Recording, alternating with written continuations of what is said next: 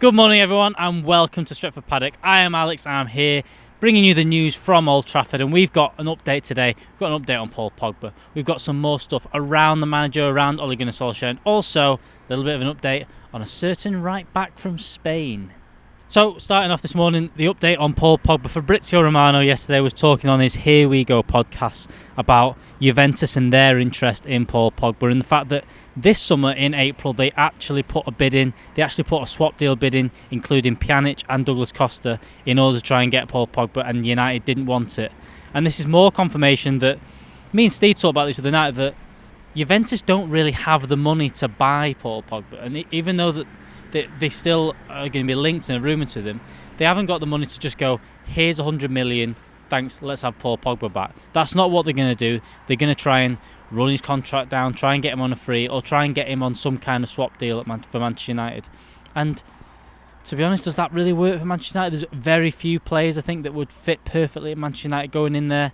There's maybe De Ligt, there's maybe Cristiano Ronaldo. Would be great to come back to Manchester United, but they're not going to be the players that Juventus swap for him. They're going to look at maybe Aaron Ramsey, who's not quite worked out there. They've mentioned Pjanic and Douglas Costa, people towards the end of their careers. And it's going to be a bad deal for Manchester United for any of those things. So, yeah, Fabrizio Romano mentioned yesterday that Juventus don't really have the cash to fork out and get Paul Pogba. And whilst all this interest buzzes around, whilst Raiola mentions it, even the sporting director mentions it, how much they love Paul Pogba, the cash just isn't there for them. And you've seen it before with them.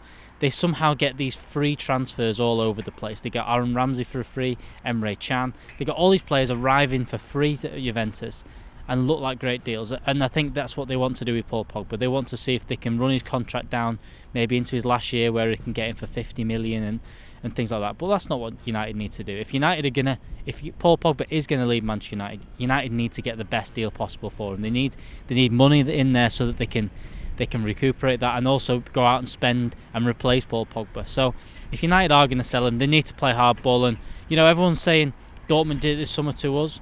We need to start doing it with players like Paul Pogba. We can't be the ones that get taken for granted here. We can't be the ones that get shafted here. We need to get as much money as we can for Paul Pogba. But if we were to have to swap Paul Pogba and that was the only deal on the table and that United was going to sign, who would you like to see arriving at Old Trafford? I'd like to see Ronaldo back. That would be one of the things. But also, Matthijs de Ligt. I mean, there was all those rumours last summer about him coming to Manchester United. If, for some way, shape or form, we could get him in there, is he the perfect partner for Harry Maguire?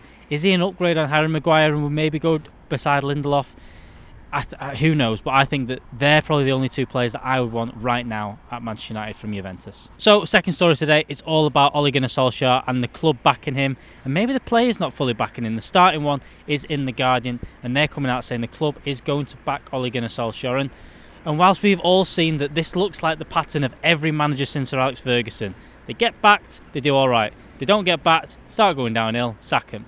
That's kind of been the pattern so far, and everyone's expecting that to happen again with Ole Gunnar Solskjaer if things don't fully work out this season. But in the papers, in The Guardian, they're saying that Manchester United are still behind Ole Gunnar Solskjaer. So the quotes from there saying Manchester United remain firmly behind Solskjaer with a hierarchy confident his record as manager shows the team are on an upward trajectory. There is strong belief that United can mount a title challenge this season. United are obviously disappointed to be in the Europa League, but Solskjaer's win ratio and ongoing rebuild of the squad means he retains the club's full support. There is no wish from Manchester United to perpetuate the perception of a hire and fire cycle of managers, and the imbalanced squads and lack of identity is considered to cause. So the next article this morning was from The Telegraph, and James Ducker writing that some of the players aren't quite happy with Ole Gunnar Solskjaer chopping and changing the squad, and the title was Tinkerman for this article. Very Claudio Ranieri-esque from the early Chelsea days. But anyway, the quote's in there saying that senior Manchester United players aren't very happy with it, and there has been too much chopping and changing in personnel and systems. It is not making it easy to build relationships on the pitch. And I think we've shown our frustrations in that. You don't want to see the team changing week in, week out. But I think there needs to be a little bit of perspective here in the fact that, number one, United have had some injuries at the start of the season. We've not been able to field our team consistently. Paul Pogba been in and out with coronavirus, not quite looked fit. He's had ankle problems. And then on top of that, you've got to factor in the fact that United and a lot of teams haven't had a pre-season, and that the team needs to change just so that it stays fit, stays fresh, and isn't tired out and isn't burnt out. I can understand the change in the system and things like that. I think a lot of us were frustrated to see us go back to the three at the back this against Leipzig, considering how long it's been since we played it, and the fact that Luke Shaw came in to play that, hasn't played a lot of football, if he's not played any football for a month, and whether that was the reason why we went out. There's many different reasons why we went out against Leipzig the other day, and that is just one of them. This is one thing that United, and I think that all the fans want to see. We want to see a little bit of consistency. We want to see the team playing consistent football, the same kind of performances week in, week out. And is that related to just keeping the system the same?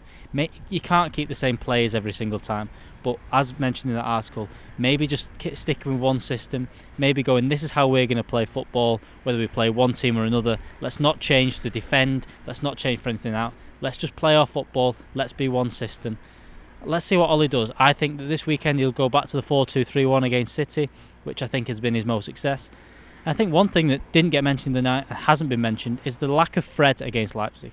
Fred has been fantastic this season in most of the games he's played, and has been one of the reasons why we've done so well against Paris in the first time round.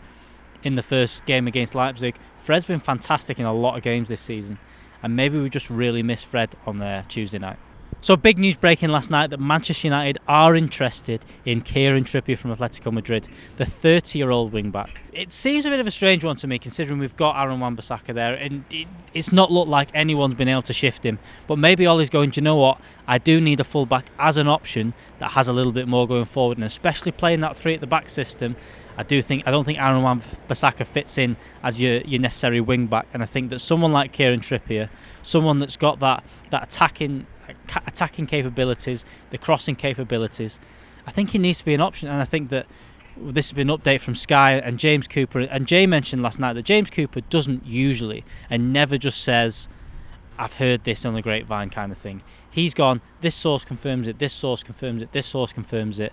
United are interested in Kieran Trippier. This is a definite thing that Manchester United are going to look at signing the English right back. And do you know what?